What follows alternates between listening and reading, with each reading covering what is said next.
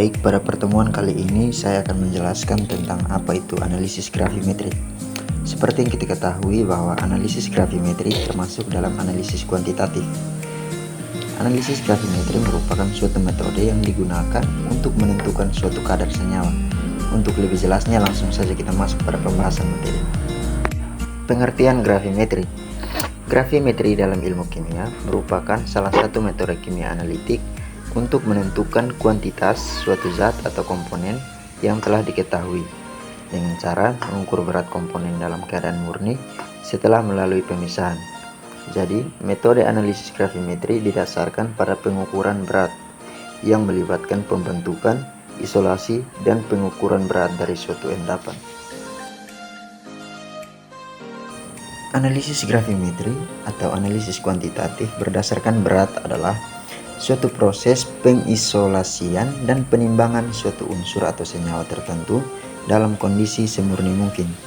Analisis gravimetri berkaitan dengan perubahan suatu unsur atau radikal yang akan ditentukan kandungannya menjadi senyawa murni yang stabil, yang dapat diubah menjadi bentuk yang cocok untuk ditimbang. Dalam analisis gravimetri terdapat beberapa metode yang digunakan. Yang pertama, metode pengendapan. Suatu sampel yang akan ditentukan secara gravimetri mula-mula ditimbang secara kuantitatif, dilarutkan dalam pelarut tertentu, kemudian diendapkan kembali dengan reagen tertentu. Senyawa yang dihasilkan harus memenuhi syarat, yaitu memiliki kelarutan sangat kecil sehingga bisa mengendap kembali dan dapat dianalisis dengan cara menimbang. Yang kedua, metode penguapan. Metode penguapan dalam analisis gravimetri digunakan untuk menetapkan komponen-komponen dari suatu senyawa yang relatif mudah menguap. Cara yang dilakukan dalam metode ini dapat dilakukan dengan pemanasan dalam gas tertentu atau penambahan suatu reaksi tertentu, sehingga komponen yang tidak diinginkan mudah menguap.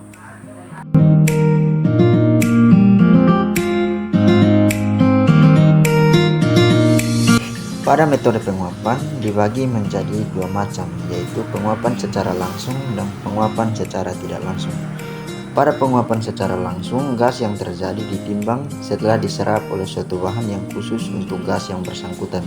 Sebenarnya yang ditimbang ialah bahan penyerap itu, yaitu sebelum dan sesudah penyerapan, sedangkan berat gas diperoleh sebagai selisih kedua penimbangan. Sedangkan pada gravimetri penguapan tidak langsung, gravimetri dapat digunakan dalam analisis kadar air. Kadar air bisa ditentukan dengan cara gravimetri evolusi langsung ataupun tidak langsung.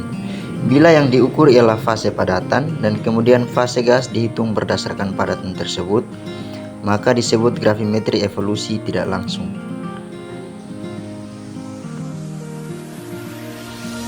Metode penguapan ini dapat digunakan untuk menentukan kadar air dalam suatu senyawa atau kadar air dalam sampel basah. Berat sampel sebelum dipanaskan merupakan berat senyawa dan berat air kristal yang menguap. Pemanasan untuk menguapkan air kristal adalah sekitar 110-130 derajat Celcius. Garam-garam anorganik yang bersifat higroskopis sehingga dapat ditentukan kadar air yang terikat sebagai air kristal.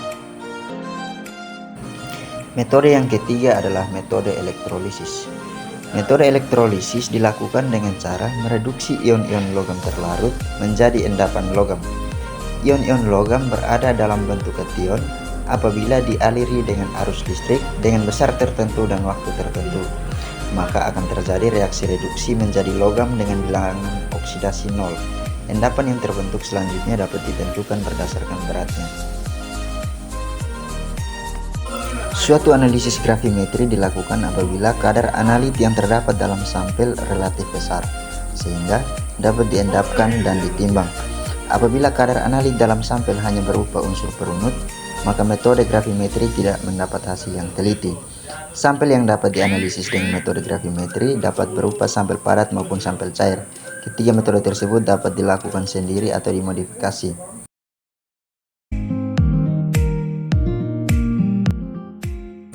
Nah, dari ketiga metode tersebut, metode pengendapan merupakan metode yang paling banyak digunakan. Reagen pengendapan dapat berupa senyawa organik dan anorganik.